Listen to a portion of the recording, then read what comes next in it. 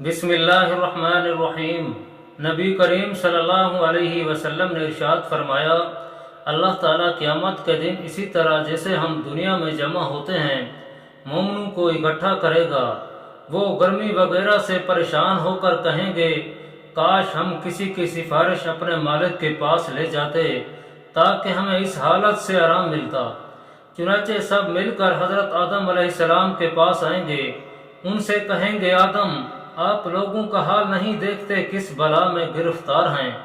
آپ کو اللہ تعالیٰ نے خاص اپنے ہاتھ سے بنایا اور فرشتوں سے آپ کو سجدہ کرایا اور ہر چیز کے نام آپ کو بتلائے۔ خود سفارش کیجئے تاکہ ہم لوگوں کو اس جگہ سے نجات ہو کر آرام ملے۔ کہیں گے میں اس لائق نہیں، ان کو وہ گناہ یاد آ جائے گا جو انہوں نے کیا تھا۔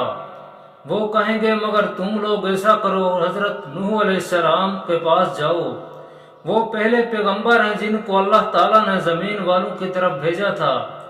آخر وہ لوگ سب حضرت نوح علیہ السلام کے پاس آئیں گے، وہ بھی یہی جواب دیں گے میں اس لائق نہیں۔ اپنی خطا جو انہوں نے دنیا میں کی تھی یاد کریں گے، کہیں گے تم لوگ ایسا کرو پیغمبر ابراہیم علیہ السلام کے پاس جاؤ جو اللہ تعالیٰ کے خلیل ہیں۔ لوگ ان کے پاس جائیں گے، وہ بھی اپنی خطائیں یاد کر کے کہیں گے میں اس لائق نہیں۔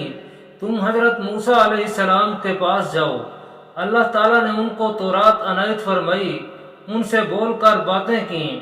یہ لوگ حضرت موسیٰ علیہ السلام کے پاس آئیں گے، وہ بھی یہی کہیں گے میں اس لائق نہیں۔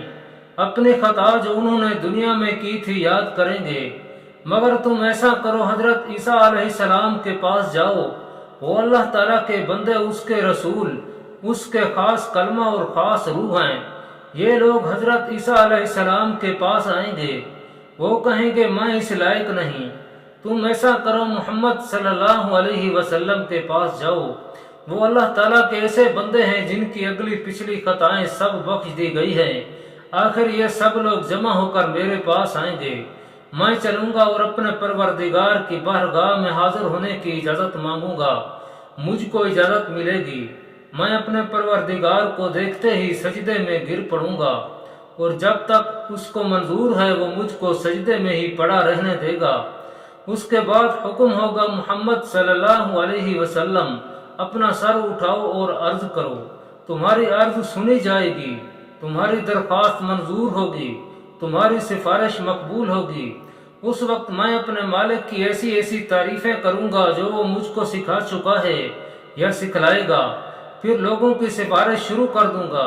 سفارش کی ایک حد مقرر کر دی جائے گی، میں ان کو بہشت میں لے جاؤں گا، پھر لوٹ کر اپنے پروردگار کے پاس حاضر ہوں گا اور اس کو دیکھتے ہی سجدے میں گر پڑوں گا۔ جب تک پروردگار چاہے گا مجھ کو سجدے میں پڑا رہنے دے گا۔ اس کے بعد ارشاد ہوگا محمد اپنا سر اٹھاؤ، جو تم کہو گے سنا جائے گا اور سفارش کرو گے تو قبول ہوگی۔ پھر میں اپنے پروردگار کی ایسی تعریفیں کروں گا جو اللہ تعالیٰ نے مجھ کو سکھلائیں یا سکھلائے گا۔ اس کے بعد سفارش شروع کر دوں گا، لیکن سفارش کی ایک حد مقرر کر دی جائے گی۔ میں ان کو بہشت میں لے جاؤں گا، پھر لوٹ کر پھر اپنے پروردگار کے پاس حاضر ہوں گا، اس کو دیکھتے ہی سجدے میں گر پڑوں گا۔ جب تک پروردگار چاہے گا مجھ کو سجدے میں پڑا رہنے دے گا۔ اس کے بعد ارشاد ہوگا محمد اپنا سر اٹھاؤ، جو تم کہو گے سنا جائے گا اور سفارش کرو گے تو قبول ہوگی۔ پھر میں اپنے پروردگار کی ایسی تعریفیں کروں گا جو اللہ تعالیٰ نے مجھ کو سکھلائیں یا سکھلائے گا۔ اس کے بعد سفارش شروع کر دوں گا، لیکن سفارش کی ایک حد مقرر کر دی جائے گی۔ میں ان کو بہشت میں لے جاؤں گا، پھر لوٹ کر اپنے پروردگار کے پاس حاضر ہوں گا۔ عرض کروں گا یا پاک پروردگار، اب تو دوزخ میں ایسے ہی لوگ رہ گئے ہیں جو قرآن کے بموجب دوزخ میں ہی ہمیشہ کے رہنے کے لائق ہیں، یعنی کافر اور مشرک۔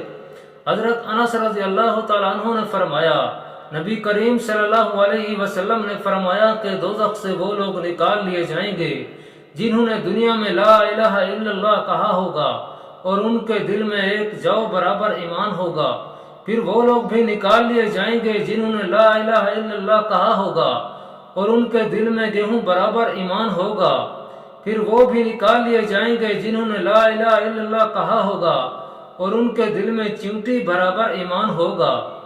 رسول اللہ صلی اللہ علیہ وسلم نے ارشاد فرمایا، سب سے بڑا بہتان اور سخت جھوٹ یہ ہے کہ آدمی اپنے باپ کے سوا کسی اور کو اپنا باپ کہے، یا جو چیز اس نے خواب میں نہیں دیکھی اس کے دیکھنے کا دعویٰ کرے، یا رسول اللہ صلی اللہ علیہ وسلم کی طرف ایسی حدیث منسوب کرے جو آپ نے نہ فرمائی۔